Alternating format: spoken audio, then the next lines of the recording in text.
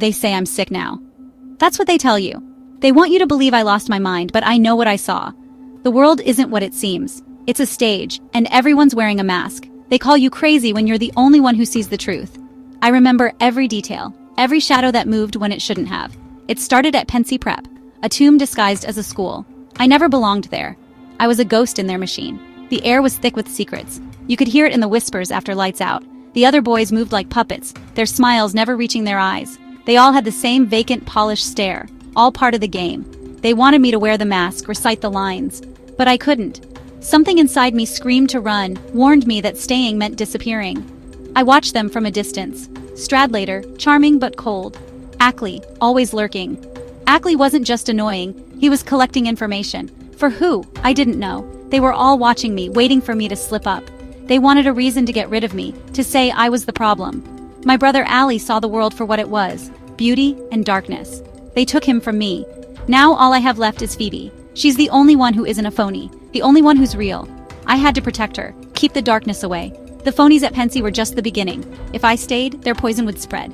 It would find its way to her, and I would die before I let that happen. The fight with Stradlater was the final push. He came back from his date with Jane Gallagher, my last untainted memory. He wouldn't say what happened, just smiled that empty, predatory smile. I saw the truth in his eyes. He was a monster in disguise. I had to leave, that night, on my own terms. I packed my bags in the dead of night. Every creak sounded like a gunshot. I felt eyes on me from every dark window. Were they watching? Waiting? I sold my typewriter for cash, a trade for freedom. Walking down the hallway was like walking a tightrope. I screamed, "Sleep tight, you morons!" into the corridor, a final act of defiance. But I was terrified. I was stepping into the wild. Pencey was a prison, but at least I knew the guards. Out there, I wouldn't know who to trust. The train ride was a blur. The world outside was a smear of black. I pulled my red hunting hat down low, my armor, my disguise. I met a woman on the train, a classmate's mother. I lied to her. I played their game. For the first time, I wore the mask. To survive, you have to pretend. New York City, a concrete jungle teeming with predators. The city lights cast long, dancing shadows. Every stranger's face was a mask. I checked into the Edmont Hotel. The place smelled of stale cigarettes and desperation. The lobby was filled with ghosts. People running or hunting, I couldn't tell which. My room was a cage, the window a dead end. I tried to call someone, but the phone felt heavy, a direct line to a world I no longer trusted. The silence was deafening, filled with my own paranoia. I started seeing things in the corners of my eyes, figures darting out of view. Was it my imagination, or was I a target? I decided to go out. Staying in that room felt like waiting for an execution. I went to the Lavender Room, a nightclub in the basement. The air was thick with smoke and cheap perfume. The music couldn't drown out my fear. I watched the deals in dark corners, the fake smiles, the predatory glances. Everyone was playing a role. I danced with 3 women, tourists or so they said. They laughed too loud, called me a child. People underestimate you when they think you're weak. It lets you see them for who they really are. They were looking for something, money, excitement, danger. They were drawn to the darkness just like I was, but they didn't know how to survive it. I wasn't sure I did either. The Edmont Hotel was more than a place to sleep. It was a character in this nightmare. From my window I watched other lives, other rooms, a silent movie of madness. The hallways were long and narrow, the carpet stained with secrets. Every time I stepped out, I felt watched. Maurice, the elevator operator, had eyes that saw too much. He offered me a girl, Sunny. Her name was a cruel joke in a place so dark. It was a test. He was testing my weakness, seeing if I could be controlled. When Sunny arrived, she was just a kid, scared, rehearsed, another puppet. I didn't want her, I just wanted to talk, to ask if she was okay. But the script was written. She was the whore, I was the client. We were both playing our parts in Maurice's twisted game. I paid her and told her to leave. But it was too late. I was already involved. Maurice came back demanding more money. It was a setup. He wanted a confrontation to show me who was in charge. Sunny stood behind him, her face a blank mask.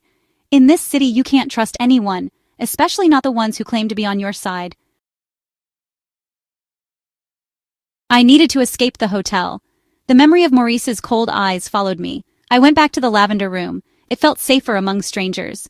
The music was a dull throb, the city's heartbeat. I watched the people, the phonies, dancing, laughing, performing for ghosts. The 3 women from before were still there, scanning the room, more desperate now. Bernice, the blonde, caught my eye. She smiled. A challenge, not an invitation. I walked over, tried to be charming, to play the game. I asked her to dance. She moved with practiced grace, but her eyes kept searching the door. She was waiting for someone, or watching for someone. I asked what was wrong. She laughed, a hollow sound. She used my age as a shield, a way to avoid the truth. Everyone had a mask. The night wore on, the masks slipped, the laughter strained. They were looking for a man who owed them something. They were hunters, just like Maurice, just like Stradlater. Everyone in this city was either a hunter or the hunted. I left them there, still searching. I walked out into the cold, more alone than ever. The city was a labyrinth. Every street felt like a wrong turn. I was looking for a connection, a piece of truth. I thought about calling Carl loose, an old acquaintance, older, smarter, always acting like he had the answers. He was at Columbia now, knew the city's dark corners. Maybe he could help me. I found a phone booth, dialed his number, hands shaking. We met at the Wicker Bar, full of phonies pretending to be intellectuals. Carl sat at the bar, swirling his drink, analyzing me. I tried to tell him about the paranoia, the feeling of being watched. I needed him to tell me I wasn't crazy, but he didn't want to listen. He wanted to talk about himself, about psychoanalysis. He told me I needed help, that my father should have me analyzed. Another way to control me, to put me in a box. If they can name your madness, they think they can fix you. But I wasn't broken. I was awake. Carl was just another phony, hiding behind big words. He left me there, told me to go home, to grow up. I was alone again, surrounded by fake conversations. The Wicker Bar was just another stage. Carl was just another actor. He didn't have answers. He was just better at pretending. I wandered through the city, the streets empty, my footsteps echoing. I found myself at the Museum of Natural History, a place where nothing ever changed. I needed something solid, something real. The museum was closed, but I found a side door unlocked and slipped inside. The air was cool and still. The silence was peaceful. I walked past the giant skeletons, frozen in time, trapped in ancient terror. I felt a kinship with them. I was trapped too. I went to my favorite exhibit, the Eskimo in the glass case, always fishing, always the same. I wanted to live in that glass case, safe from the phonies, safe from the darkness. I wanted to freeze this moment before everything fell apart. But the glass case was a lie. Life wasn't like that. Life was messy, unpredictable, dangerous.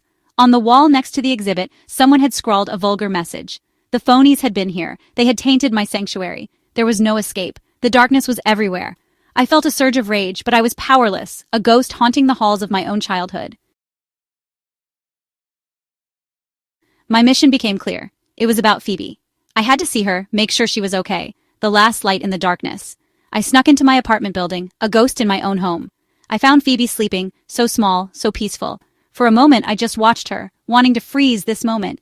But I had to wake her, tell her my plan, to run away, go out west, live in a cabin. I wanted her to come with me, to build a world without phonies. She woke up, eyes full of love. She listened, understood, wanted to come. She had her suitcase packed, ready to leave everything behind, but I couldn't do it. I couldn't drag her into my darkness. I was the danger, my fear, my paranoia. I told her she couldn't come. I saw the hurt in her eyes. We ended up at the zoo, a temporary truce. She was angry, wouldn't talk, just walked beside me, her suitcase bumping her leg.